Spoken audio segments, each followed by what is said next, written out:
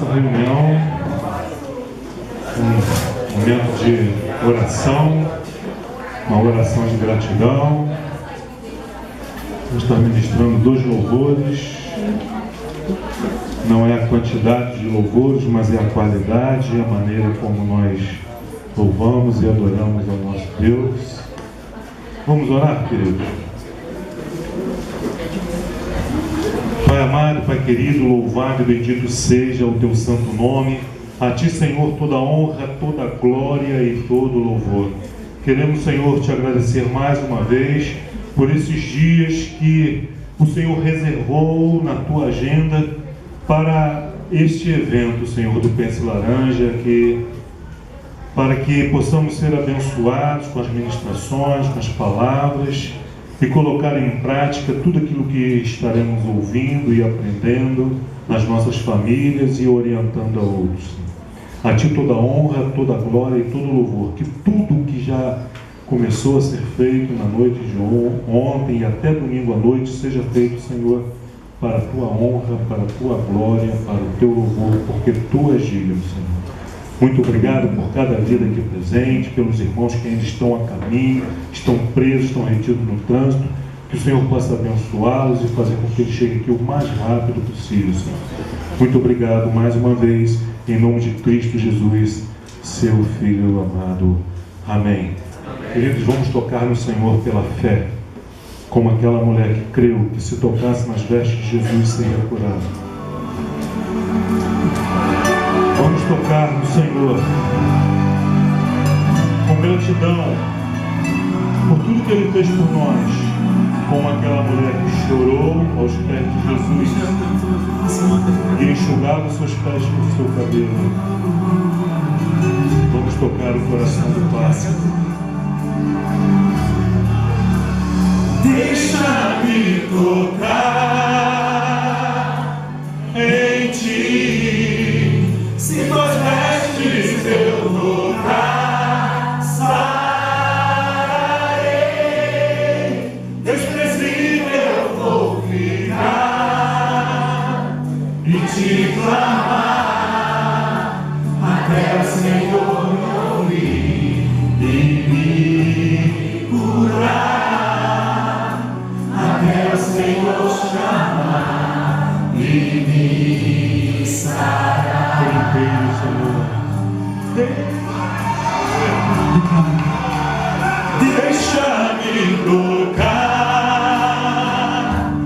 em Ti, se Tuas vestes eu tocar, sararei, desprezível vou ficar e Te clamar, até o Senhor me ouvir e me curar.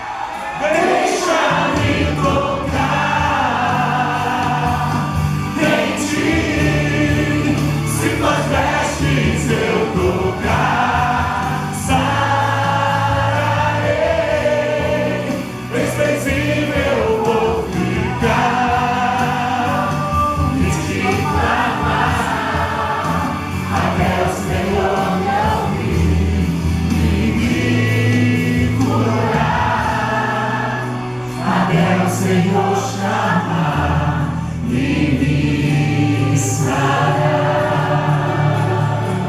Então levante a sua voz ao Senhor e declare: deixa-me tocar. Oh, Pai, nesta noite queremos te tocar, Senhor. Como crianças que aquelas mães levaram para serem abençoados por ti. E te amar até o Senhor me ouvir e me curar, até o Senhor chamar e me sarar.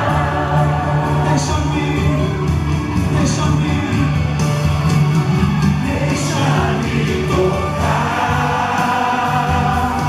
em ti. Se tuas vestes eu tocar, sararei. Desprezível eu vou ficar. Tem que parar. Até o Senhor Dá no seu bar. Fica perto. até o Senhor chamar e me sarar.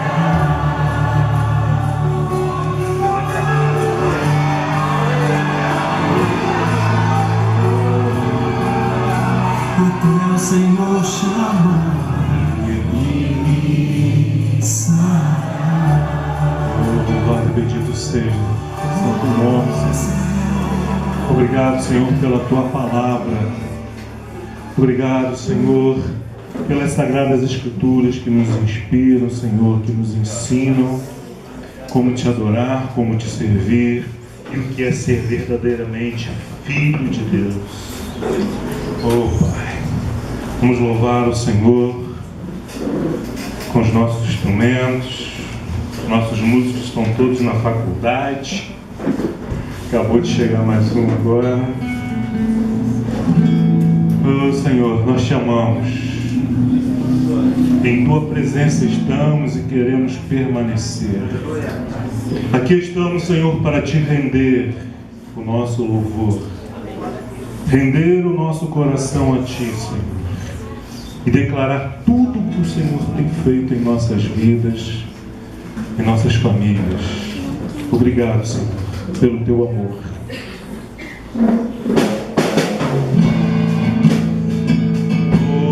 Bendito seja o teu santo nome, ó Pai. Em tua presença, Senhor, estamos. Aleluia.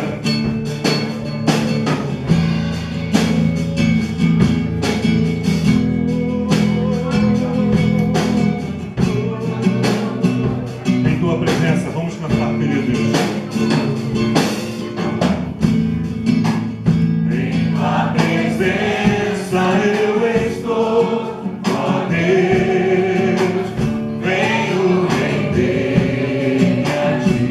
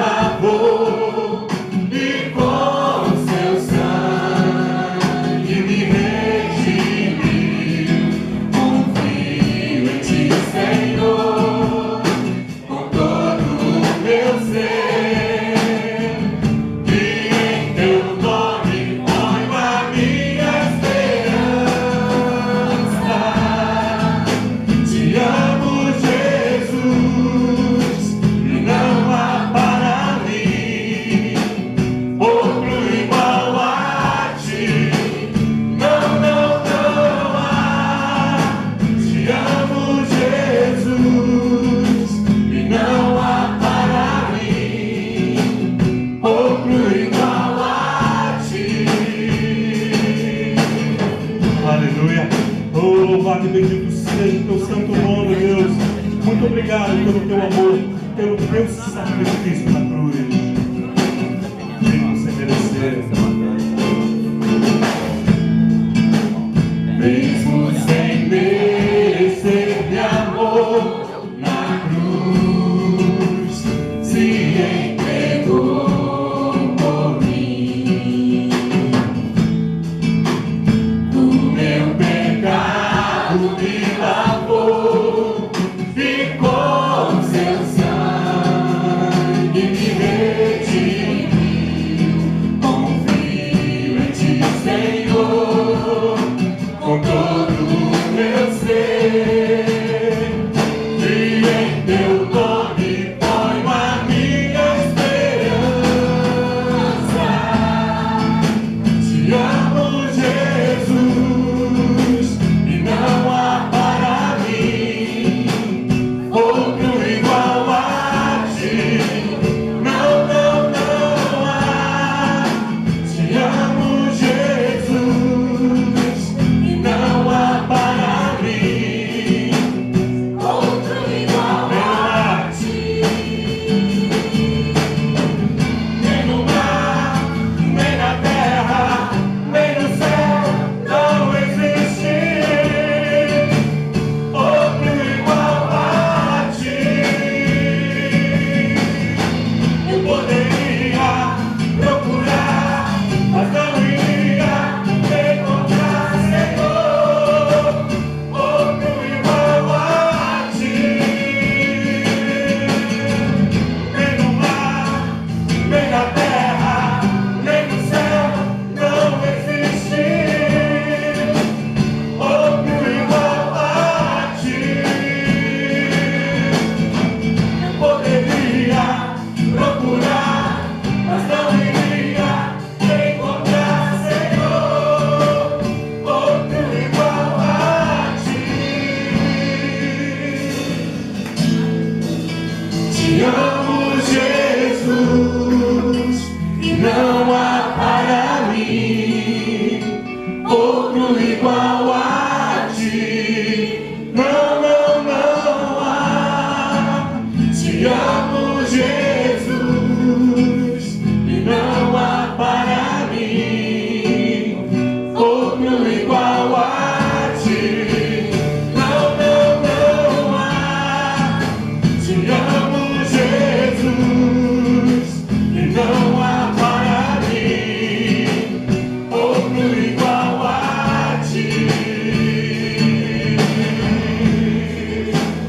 Aleluia. Oh, nem no mar, nem na terra, nem no céu encontraremos outro igual a ti, Senhor. Muito obrigado, Senhor. Mais uma vez queremos te agradecer por tudo que fez, tem feito, e que pela palavra, pelas promessas, que o Senhor continuará fazendo em nossas vidas. Muito obrigado, Senhor, por esta oportunidade de estarmos tendo comunhão com outros irmãos de outras igrejas, de outras denominações, mas que professam a mesma fé no único e suficiente Salvador. A Ti, Jesus, toda honra, toda glória e todo louvor, e os nossos aplausos ao Senhor Jesus. Obrigado, Senhor. Louvado e bendito seja o Senhor. Aleluia. Glória a Deus. Glória a Deus. Deus é maravilhoso, não é? Boa noite, irmãos. Boa noite. Pode sentar. Antes de eu passar a palavra aqui para o pastor Ricardo, eu trouxe uma pequena reflexão. Eu vou pedir a Patrícia, apaga um pouquinho as luzes aqui da frente.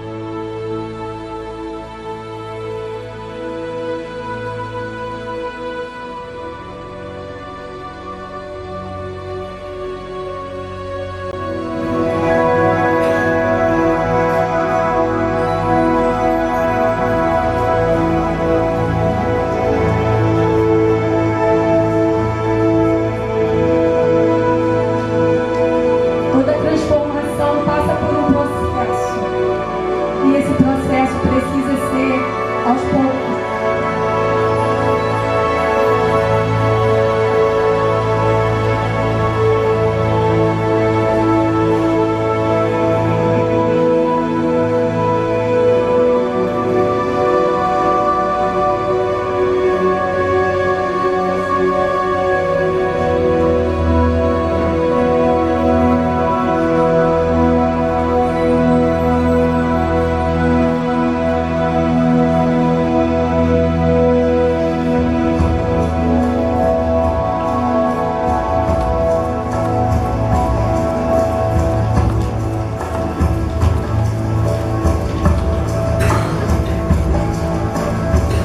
Às vezes esse processo é difícil, é doloroso, mas é necessário.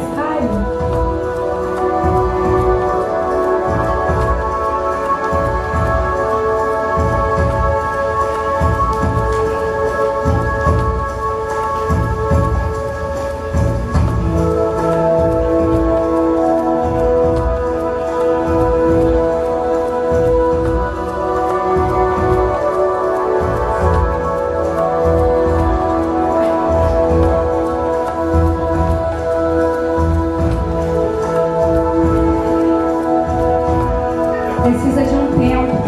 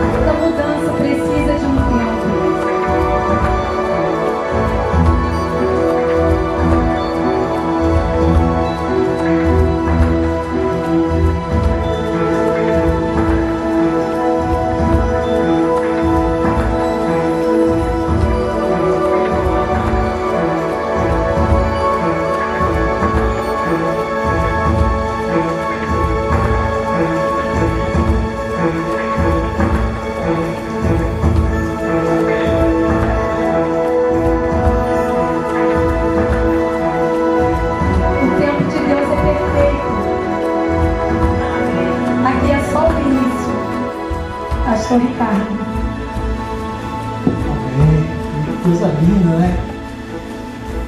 Queria que todos ficassem em pé.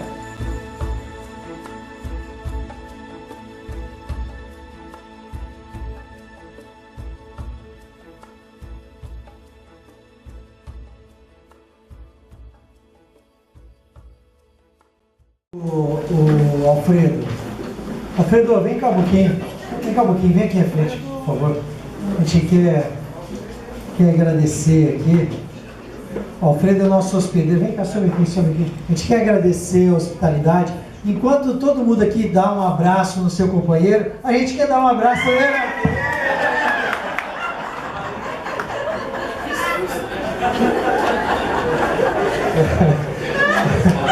Você der um abraço aí na pessoa que está do seu lado?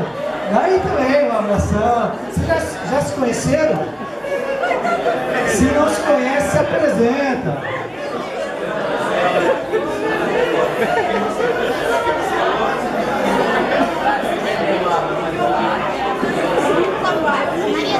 Vai sair no TV, eu vou cortar isso aqui. Corta essa parte. Não edita não. Durante a mensagem eu vou falar várias vezes a respeito disso, então não adianta você querer editar.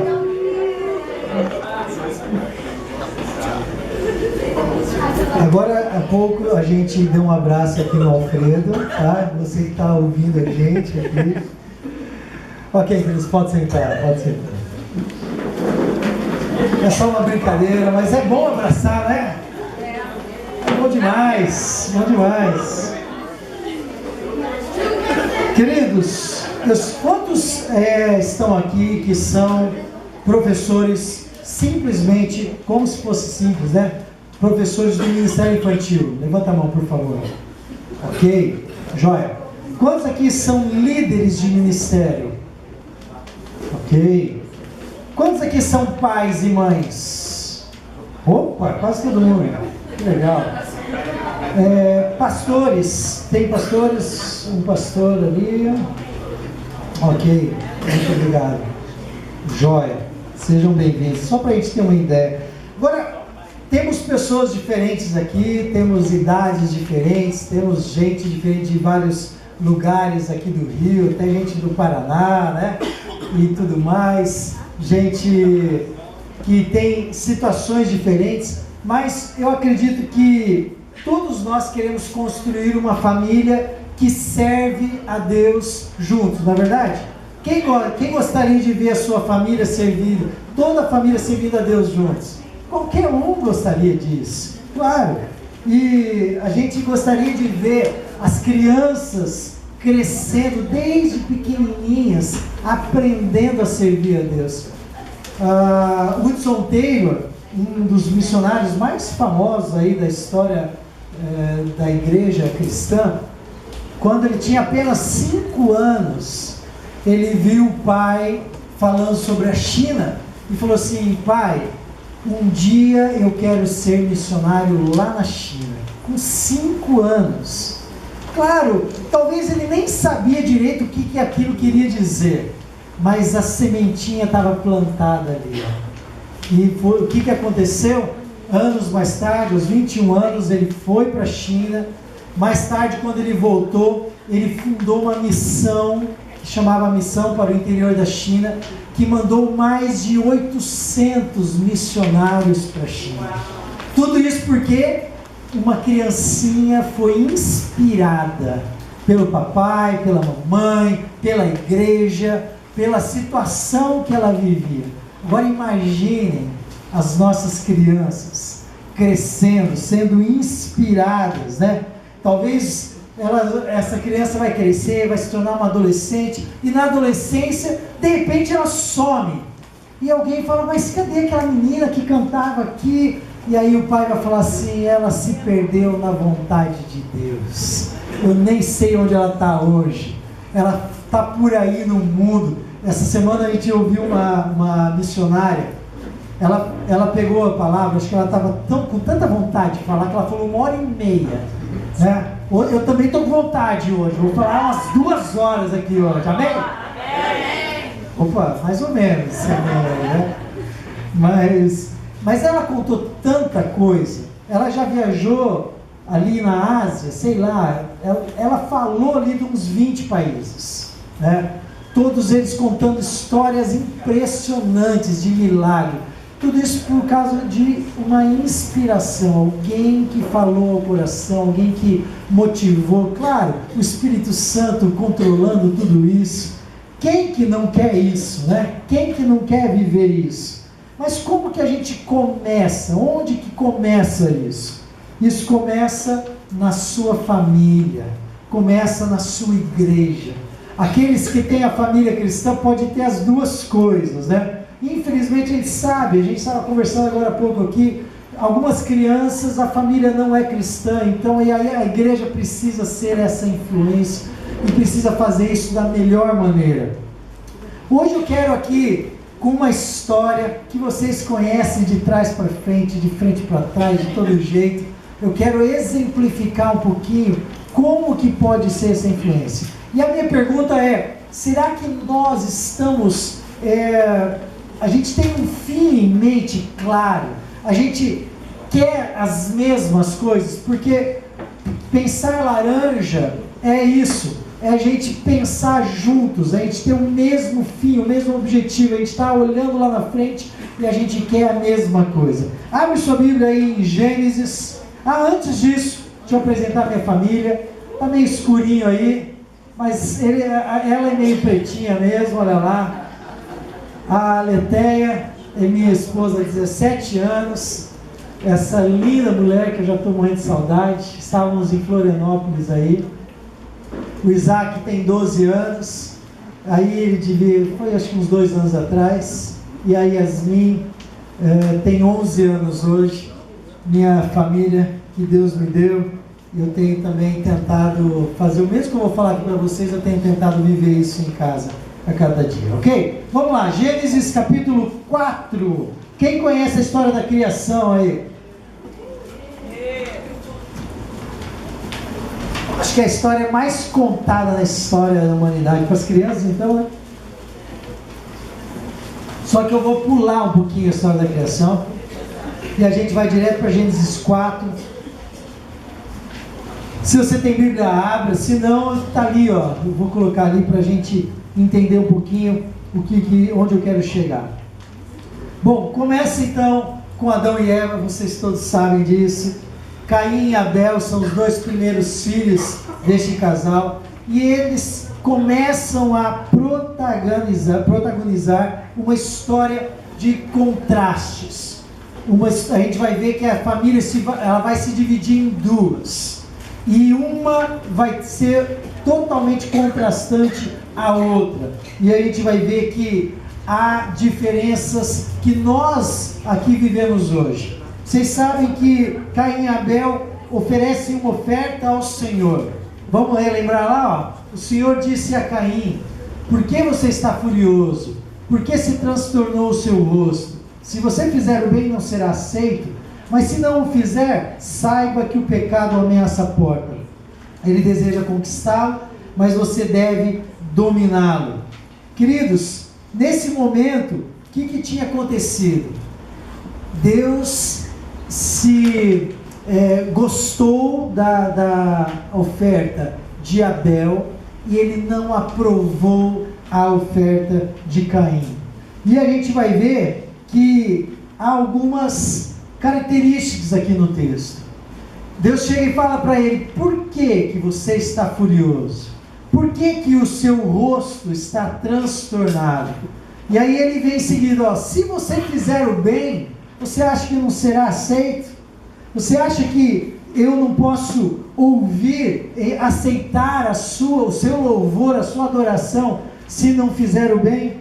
Mas, aguenta um pouquinho, eu sempre achei que essa ideia de um aceitar e o outro não, tinha a ver com sangue. Eu não sei porquê, se algum professor da escola bíblica dominical me ensinou errado, mas aquilo ficou muito forte no meu coração. E algum tempo atrás, estudando, eu percebi que tinha alguma coisa a mais do que o sangue. Aliás, não tinha nada a ver com sangue. Olha lá.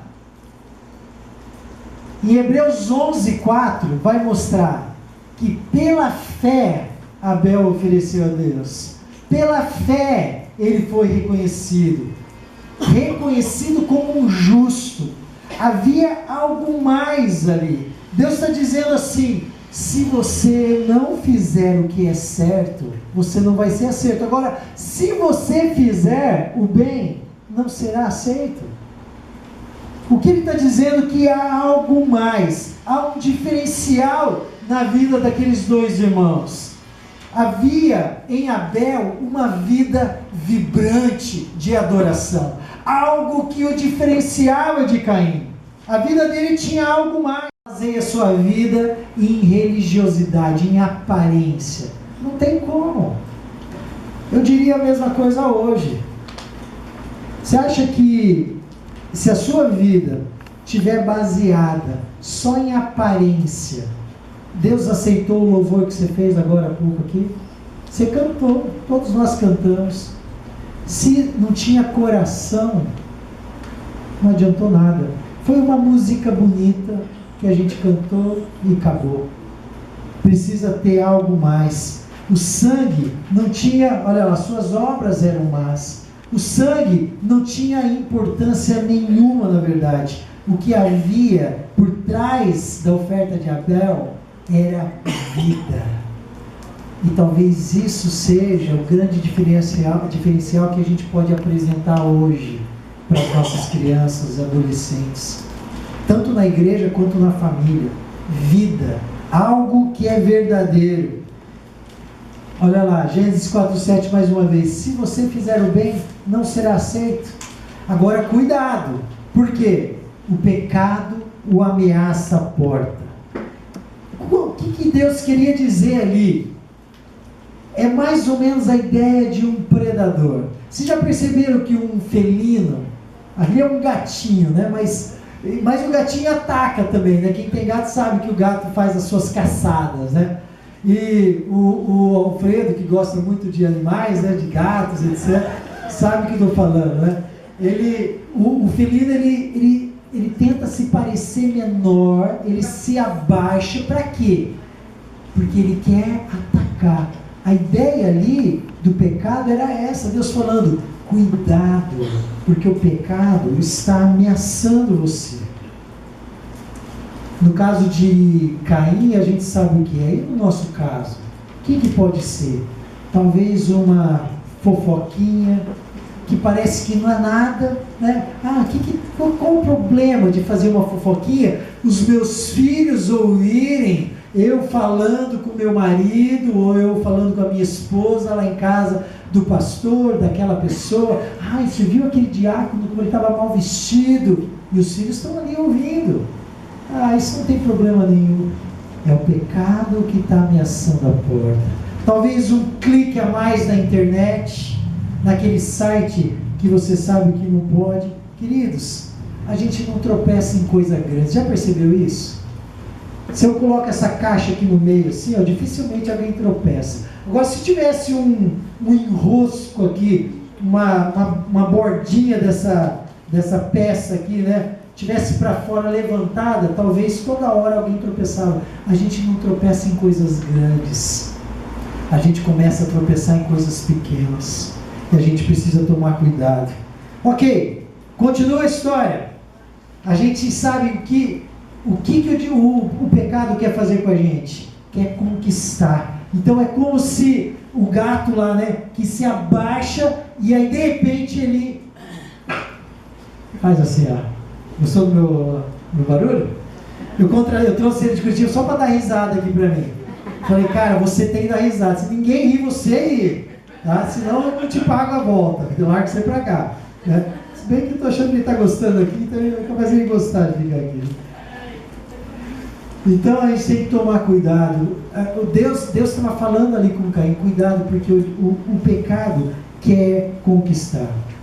A gente vai perceber, a partir daí, duas genealogias. O livro de Gênesis continua, a gente vai ver de um lado Caim, dá para ler ali Caim, e do outro lado um outro filho de Adão, Sete. E aí a gente vai ver uma diferença muito grande nessas duas genealogias. Se quiser anotando aí, tá aí. Isso, a apostilinha tá aí, ó. Vai anotando lá. Primeiro cara aqui desse lado. Caim gera Enoque. Enoque é um filho de Caim. E Caim valoriza as coisas terrenas. Então sabe o que ele faz? Ele funda uma cidade e ele põe o nome dessa cidade Enoque. Puxa, que legal, né? Já pensou?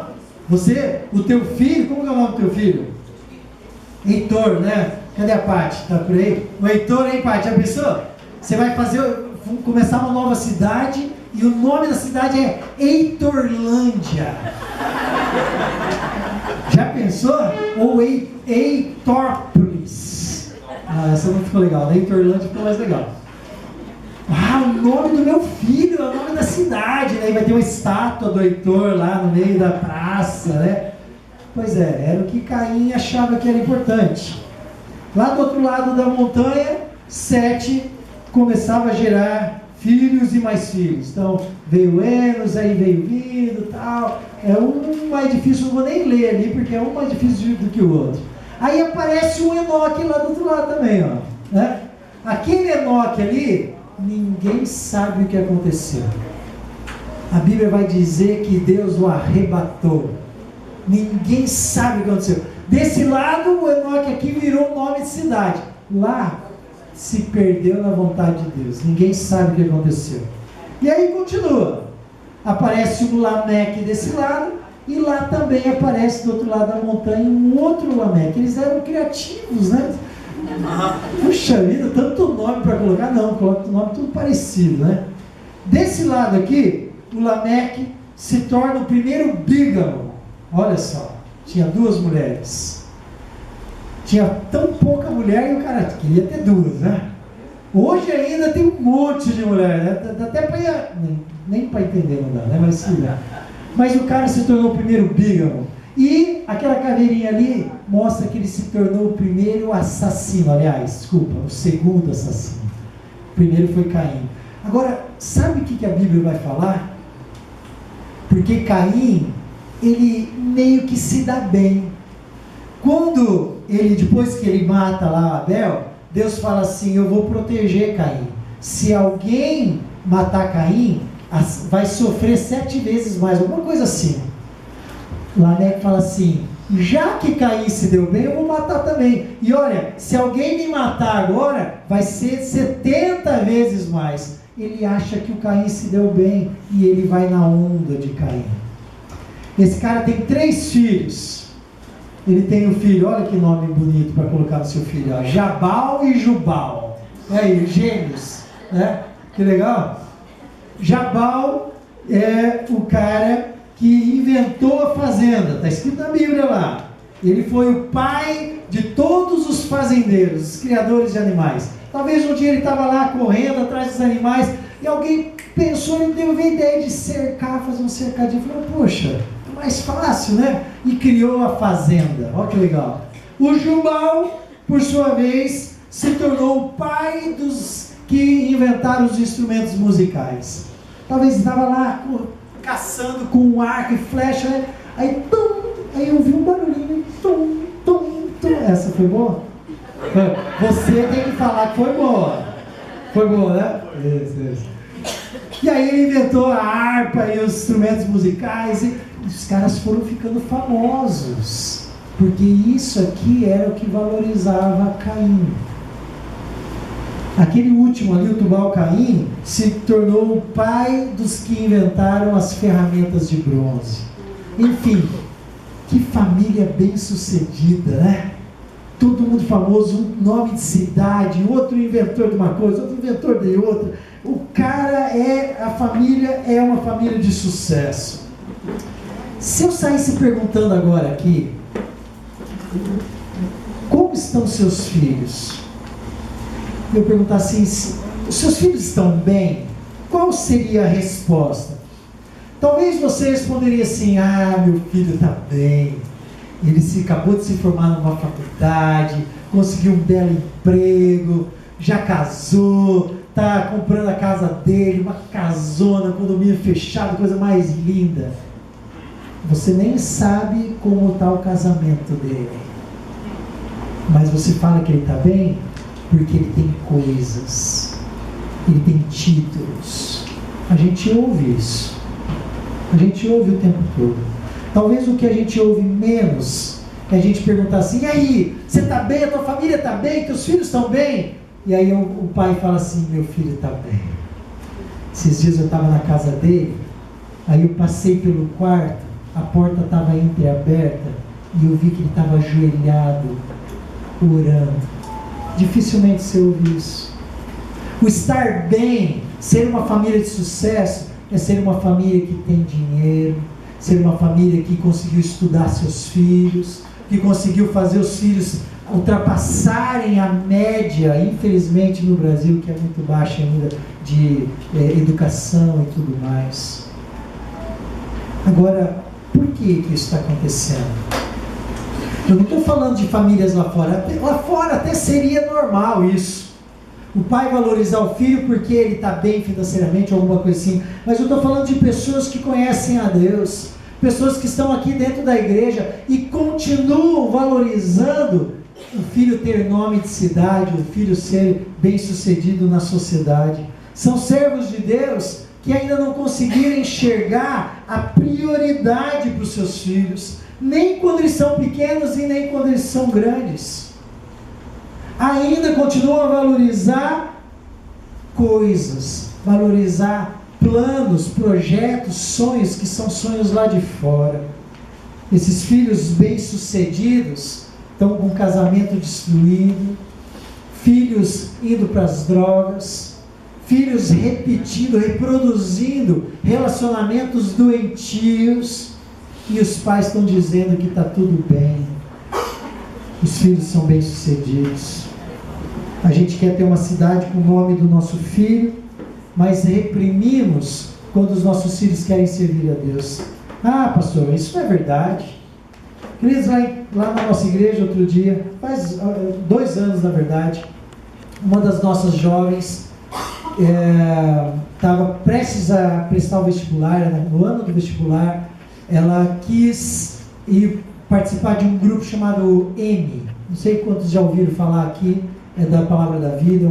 É um ministério que chama Escola de Música e Evangelismo. Escola de Ministério, Música e Evangelismo. O que esse grupo faz? Eles ficam durante 1 ano, eles ensaiam música, eles aprendem sobre teologia, sobre evangelismo prático, urbano. E eles saem então com ônibus pelo Brasil inteiro, falando de Jesus, usando a música, usando o teatro, coisa mais linda. E essa menina fez o teste, esse grupo foi lá na nossa igreja, ela fez o teste e passou. Não é qualquer um que passa. Ela canta muito bem. E aí eu lembro quando ela precisava da assinatura dos pais, e eu fui conversar com a mãe dela. Eu falei: mãe, e aí, né, que legal, a filha vai lá pro Goiânia, e ela... não sei não. E como assim? A tua filha vai servir a Deus, vai ser uma coisa muito legal, ela vai aprender tanta coisa, vai ter tantas experiências boas. E ela disse assim: quando eu era jovem, eu também quis fazer coisas assim. Isso passa. Aquilo me deixou tão triste, tão decepcionado. Sabe por quê? Porque realmente passa. Essa menina não foi para o grupo, ela começou um curso, desistiu, hoje ela está fazendo uma faculdade, isso é bom, mas poderia ter sido aquele ano um divisor de águas na vida dela. Queridos, são pais que não valorizam, não aprenderam a valorizar a coisa certa, querem que seus filhos se tornem nomes de grandes cidades, sejam bem-sucedidos aos olhos do mundo, mas não aos olhos de Deus. Acham que é uma loucura passar a vida como aqueles outros 3 jovens lá do outro lado, ó. Sem, Cão e Jafé, filhos de Noé, que passaram a vida inteira construindo um barco num lugar seco. Uma loucura para o mundo. Aquilo era loucura. uma coisa totalmente sem nexo, sem lógica nenhuma. Mas eles passaram a vida fazendo aquilo. Toda a sociedade zombou, condenou aquela escolha. Mas quando veio o dilúvio, nunca mais se ouviu falar daquela cidade de Enoque. Nunca mais. Com as águas foram as harpas, os instrumentos, os martelos, o gado. Com o dilúvio foi tudo. Quem fez a escolha correta? Na nossa família a gente tem algumas histórias bem difíceis. Na família da minha esposa, todas, presta atenção, todas as mulheres se separaram, se divorciaram. Todas que se casaram se divorciaram. A Ali, a minha esposa, é a única que não se divorciou. Ah, por quê? Porque casou com um bom marido? Não. Porque ela entendeu que tem alguém que tem sonhos maiores para ela. E ela decidiu escolher esses sonhos. Então ela decidiu escrever uma nova história para ela. Ela decidiu escrever uma história diferente da sua família. Queridos, quem é que escreve a história para você? Como é que você está escrevendo a sua história e a dos seus filhos? E das crianças, adolescentes desta igreja? Porque você influencia. Não precisa estar usando uma camisa laranja aqui para influenciar as crianças e adolescentes dessa igreja. Ah, não são só os líderes de ministério infantil. Todos influenciam. Na minha família também, a nossa família vem da Rússia. Meus pais são filhos de pessoas que vieram da Rússia, meus avós. E a história de bebida é terrível. Muitos alcoólatras. Da minha parte da minha mãe também, muitos alcoólatras. E pessoas que já morreram de cirrose. E tinha tudo para eu ser um desses. Mas o que aconteceu? Um dia eu escolhi também sonhar os sonhos de Deus.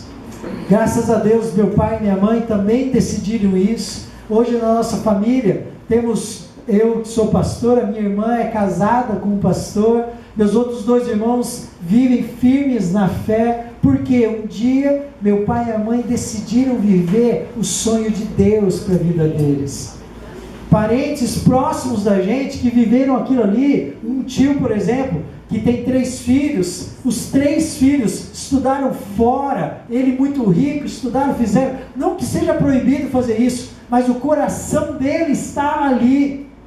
Hoje está todo mundo quebrado, destruído, coração, separação, homossexualidade, uma porção de misérias, porque o coração estava ali. O que a gente precisa fazer? Como que a gente vive? A gente vai ter várias estratégias para viver de maneira diferente aqui. Vocês vão aprender algumas coisas. Eu quero falar de uma coisa que tem sido algo que a gente está vivendo na nossa igreja.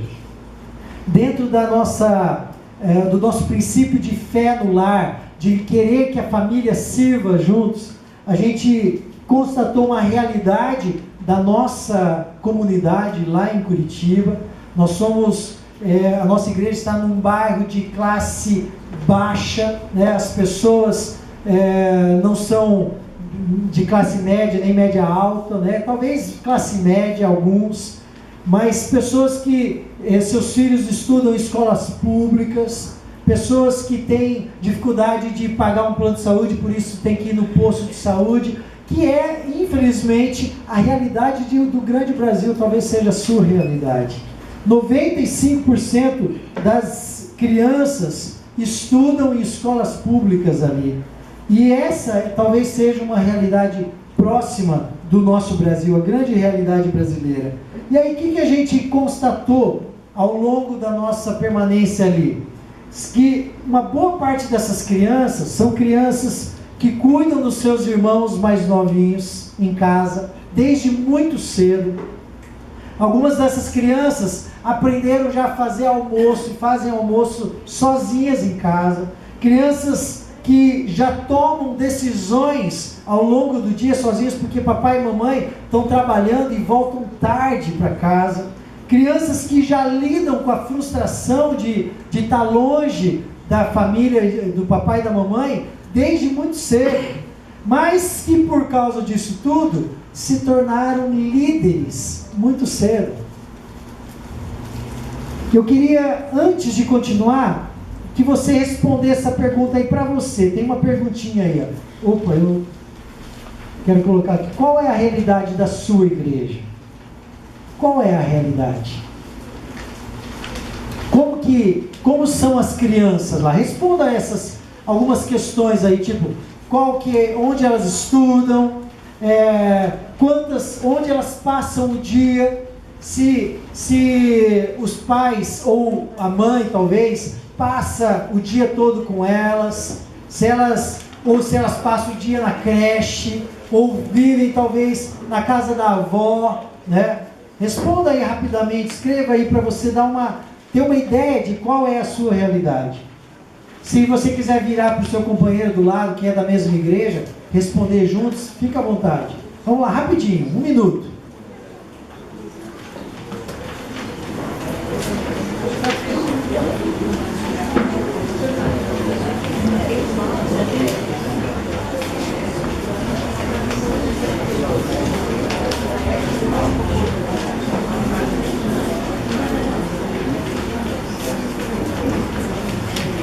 Ok, vocês podem continuar depois de fazer isso. E acho que isso é algo imprescindível para você fazer e desenvolver um bom ministério infantil ou de adolescentes, ou mesmo falando de ordem, pensando na igreja toda. Você precisa levantar quem é o meu público-alvo, quem são as pessoas de todas as idades que frequentam a nossa igreja, antes de você pensar em um modelo para a igreja. No nosso caso, eu já falei um pouquinho das características, e aí a pergunta que a gente queria responder era: como que a gente pode aproveitar essa situação a nosso favor? Como que a gente pode aproveitar essas crianças que já são líderes, que não gostam, não tem facilidade de ficarem sentadinhas ouvindo um professor falar alguma coisa assim? E como que a gente pode aproveitar isso? A gente desenvolveu então uma ideia, que isso, aliás, não foi a gente que desenvolveu, a gente viu em outras igrejas acontecendo. Nós somos uma igreja que funciona em células também, né? Nós temos um culto, temos um ministério infantil, temos pequenos grupos acontecendo nos ministérios, porém a gente tem as células durante a semana. E nesse momento era uma dificuldade. Como a gente faz? O que a gente faz com as crianças? E então a gente entendeu que as crianças poderiam liderar esses pequenos grupos. Como eu disse, essa é uma das estratégias. Vocês vão ouvir outras aqui. Talvez isso tenha a ver com a tua realidade, aquilo que você vive na sua igreja, né? E então esses grupos, pequenos grupos, células, ou chame como quiser, né?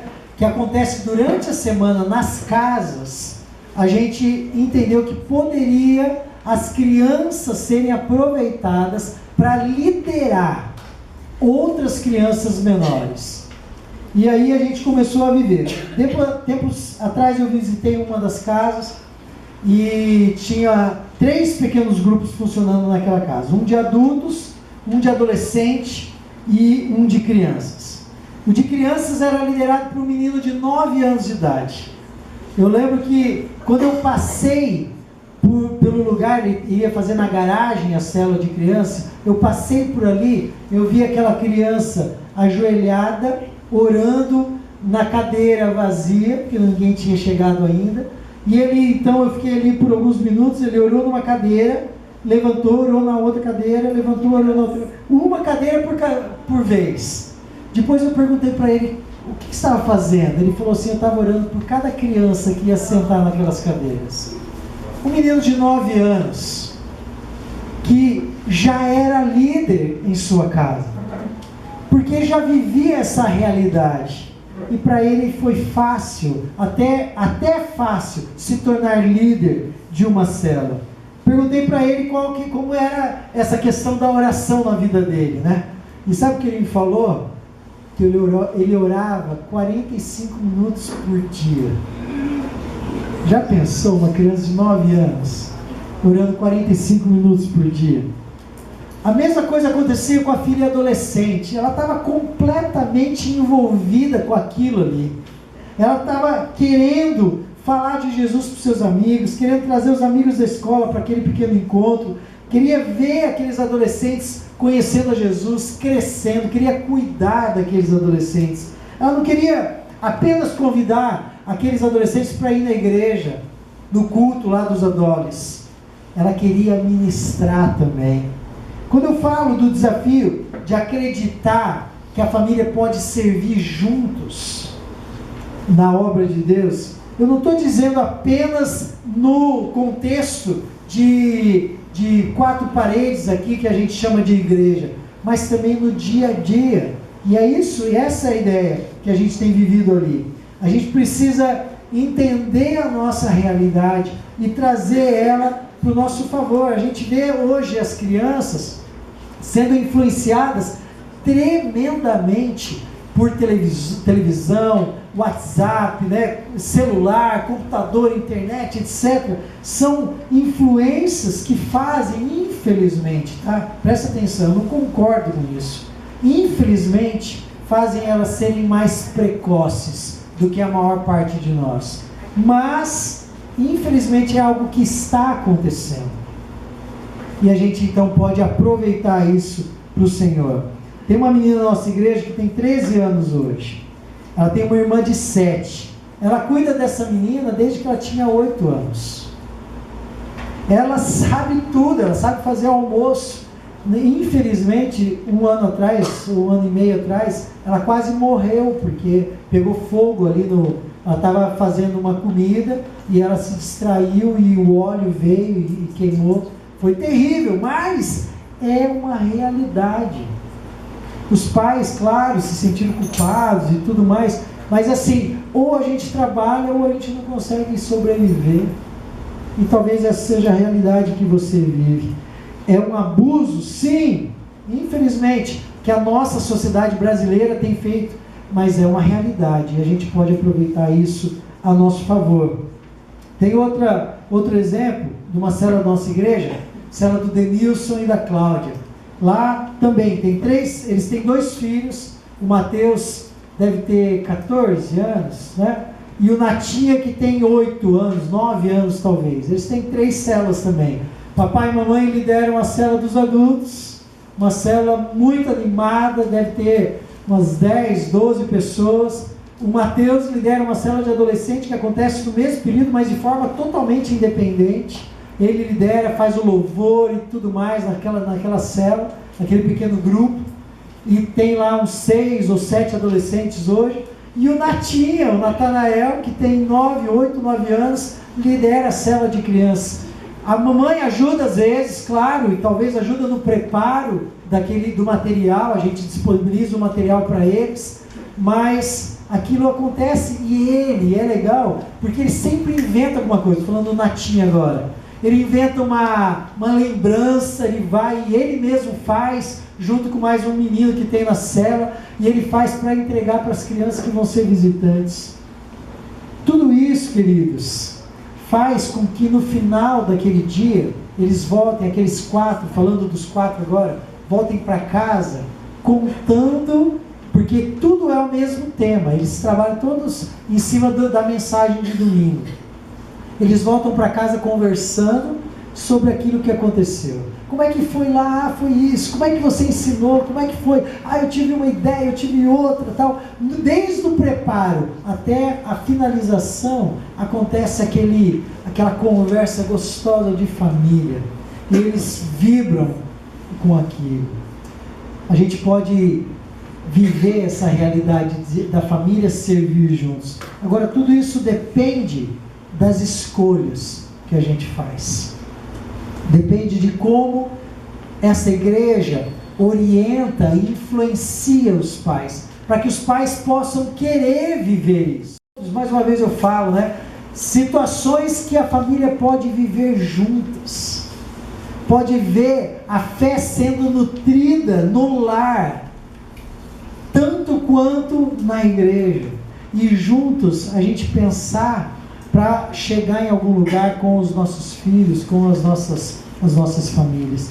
Mas tudo isso depende de escolhas que a gente faz, de como você um dia falou assim: não, eu não quero viver de acordo com a genealogia de Caim, eu não quero valorizar essas coisas do mundo. Eu não estou dizendo, querido, que você não precisa estudar, não estou querendo dizer que você não precisa trabalhar, não é isso.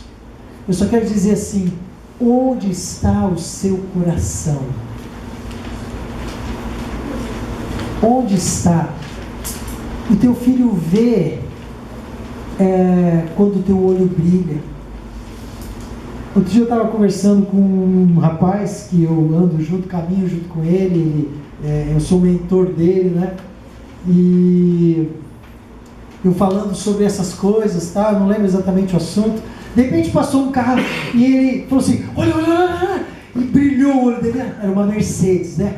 Aí passou, eu olhei para ele e falei assim: cara, eu vejo teu olhar brilhar para um carro, mas eu não vejo teu olhar brilhar para quando a tua filhinha quer participar de alguma coisa da igreja. Como que é isso em casa? Porque a tua filha vai ver, a Ana Júlia vai ver o teu olho brilhando para as coisas do mundo e não brilhando para as coisas de Deus. Como é que está isso? E a gente teve uma longa conversa naquele dia. Agora eu pergunto para você: o que é? O que teu olho brilha? Para que o teu olho brilha? Será que brilha para as coisas de Deus? Se o teu filho fala de viver algo do Senhor e ele fala assim: pai, eu não sei se eu vou fazer faculdade, talvez eu vou para missões. Como que é? Ai, filho, será? E se ele fala: não, eu vou fazer medicina. Seu coração se enche de orgulho. Como é que é isso? Eu quero terminar fazendo uma comparação entre dois homens. Dois homens que eram homens públicos, fizeram as suas decisões algum dia, escolheram caminhos diferentes.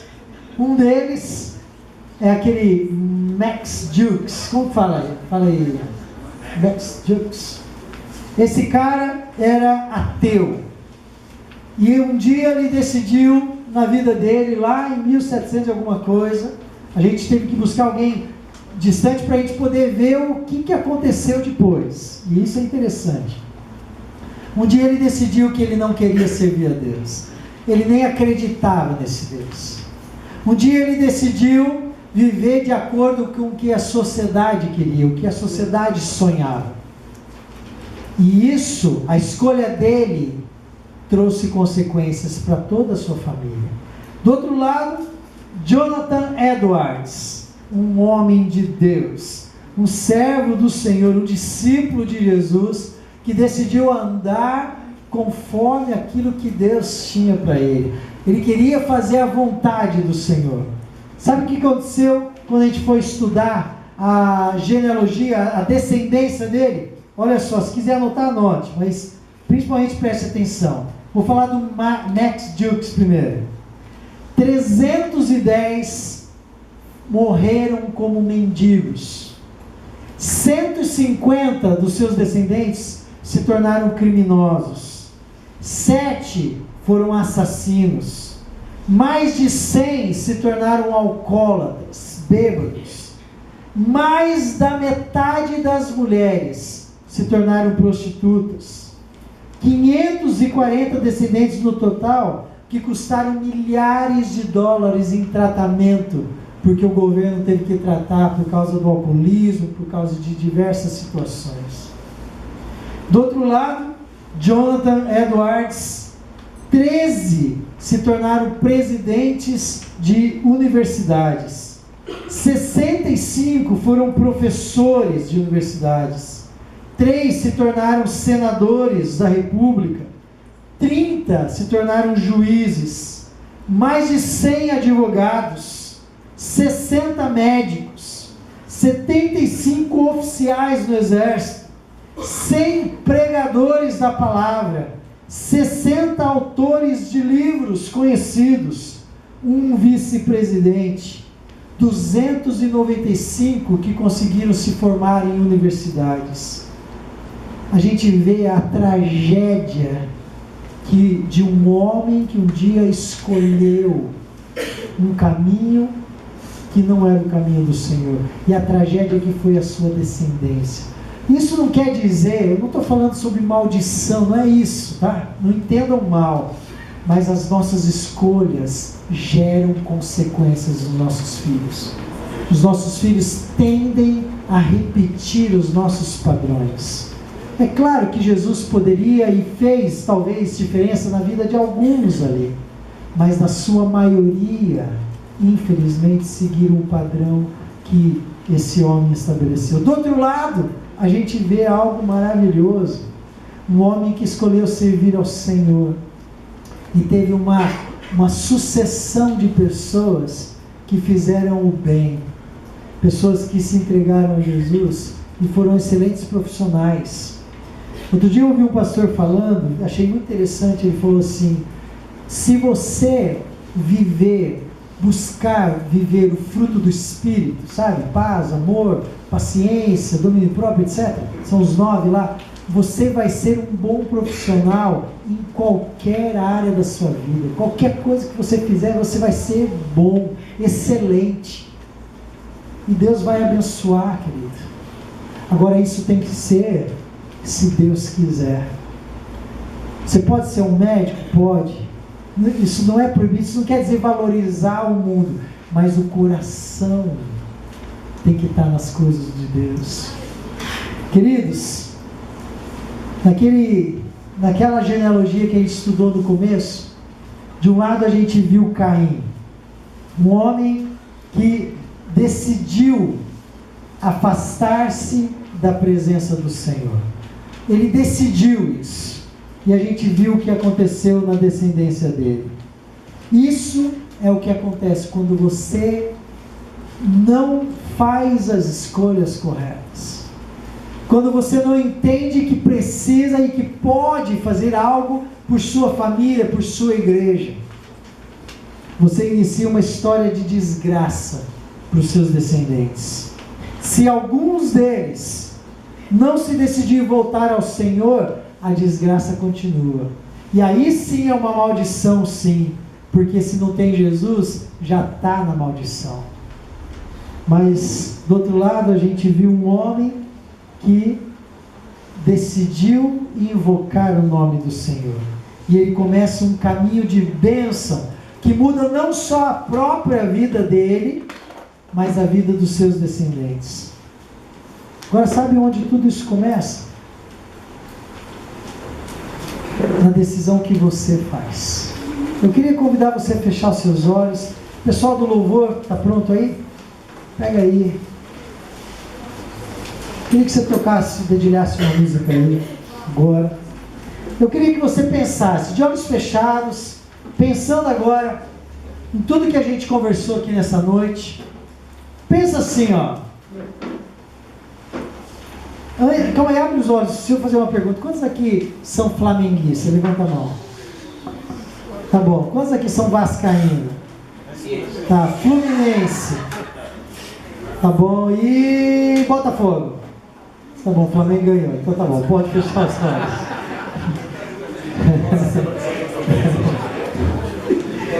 Não. Pode fechar os olhos. Agora imagina, com os olhos fechados.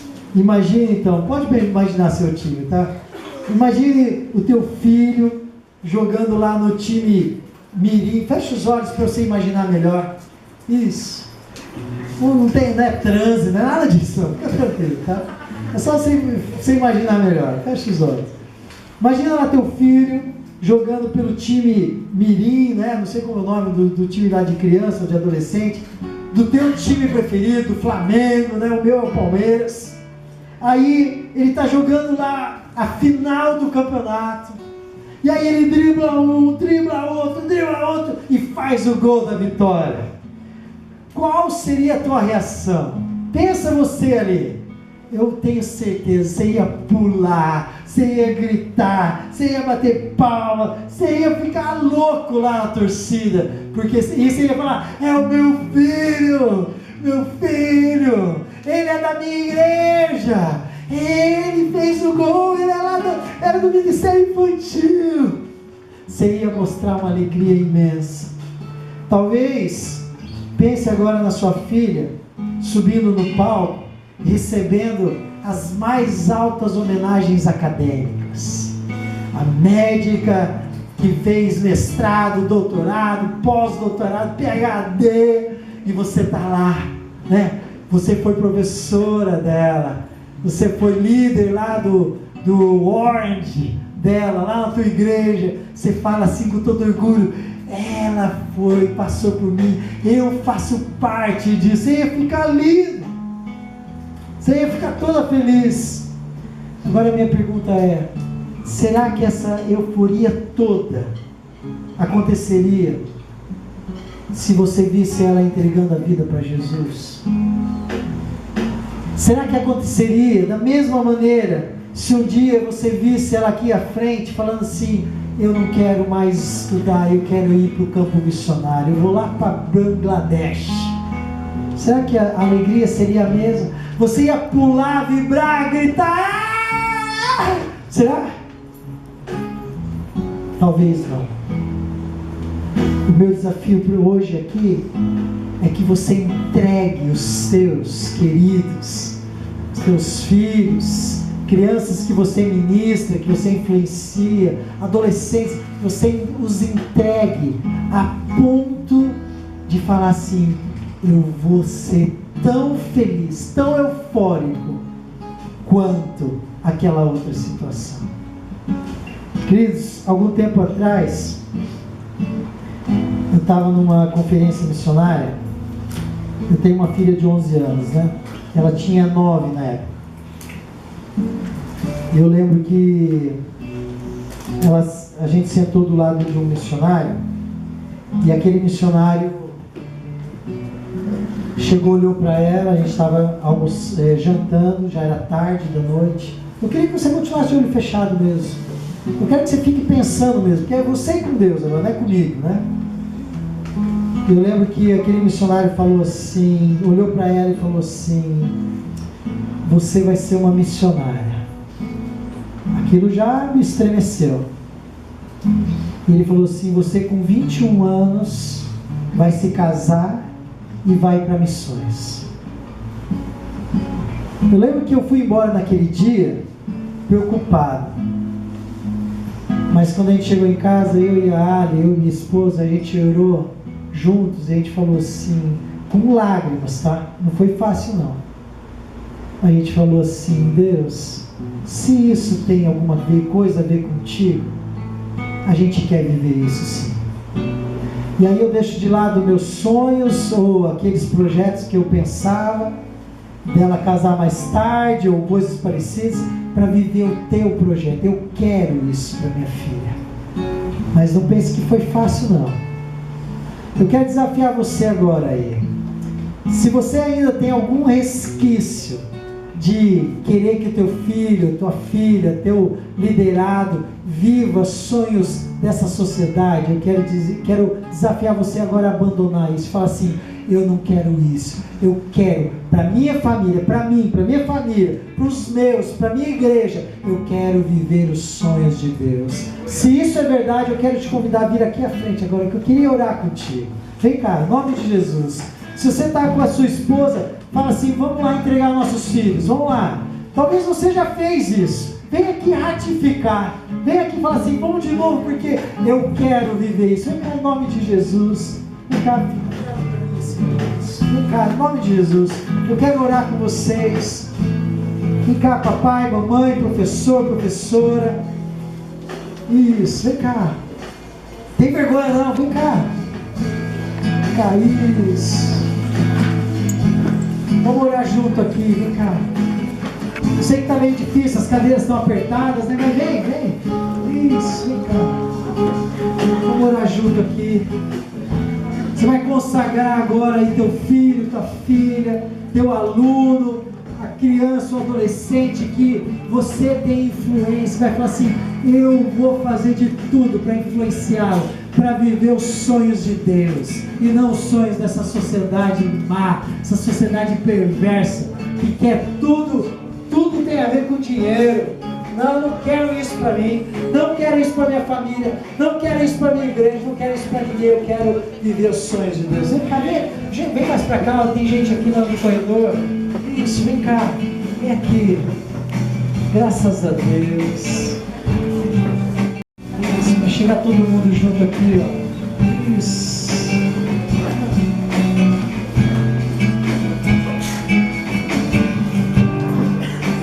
Primeira oração é você e Deus. Se você está com o marido ou esposa, ora junto com ela. Essa é a primeira oração, é você e Deus. Chama lá, vem, chama o marido aqui. Isso, vem cá.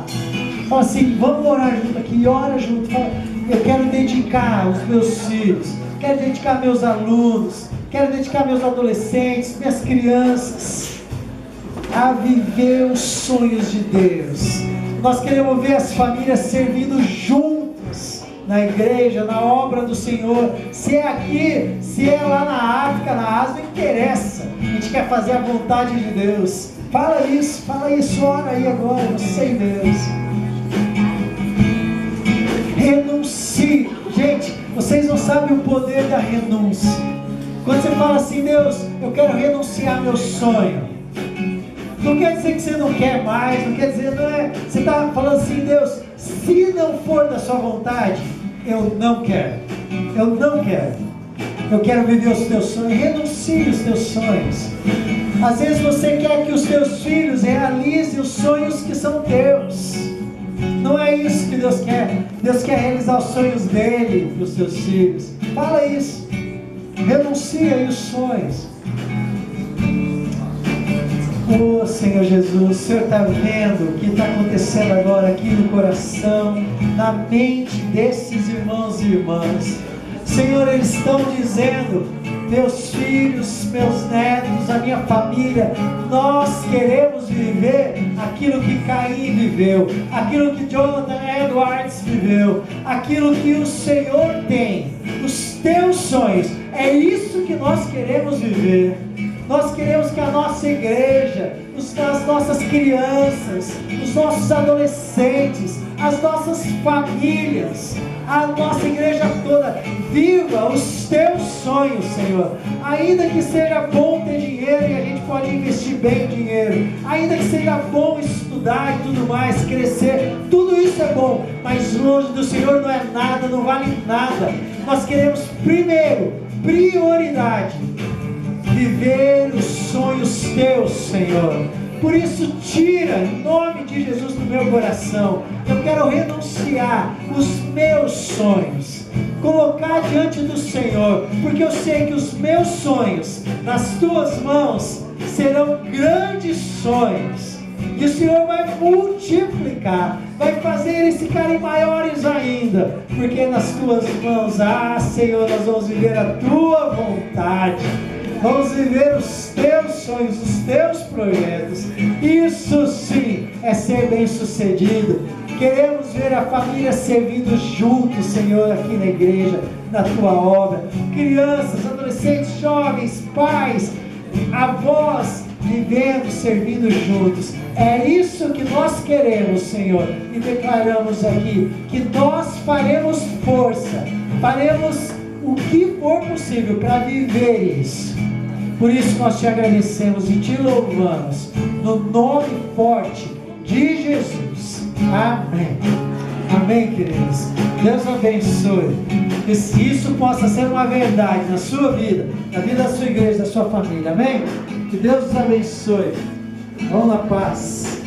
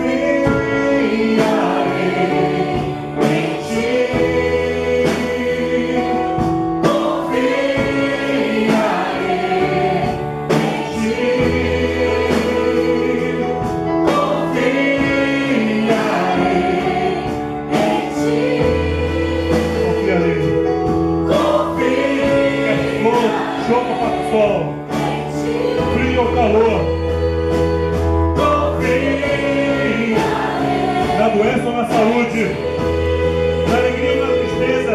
Confie na abundância ou na escassez.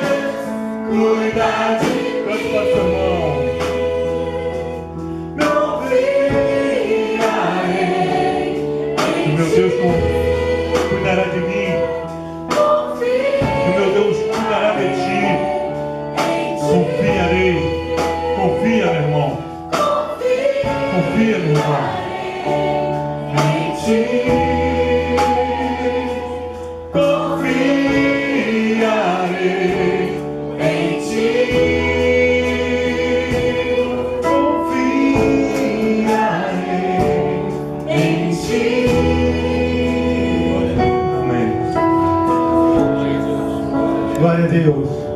Você confia no Senhor? Amém? Deus já começou a falar o seu coração desde ontem. Glória a Deus. Eu quero, querido, só compartilhar com os irmãos.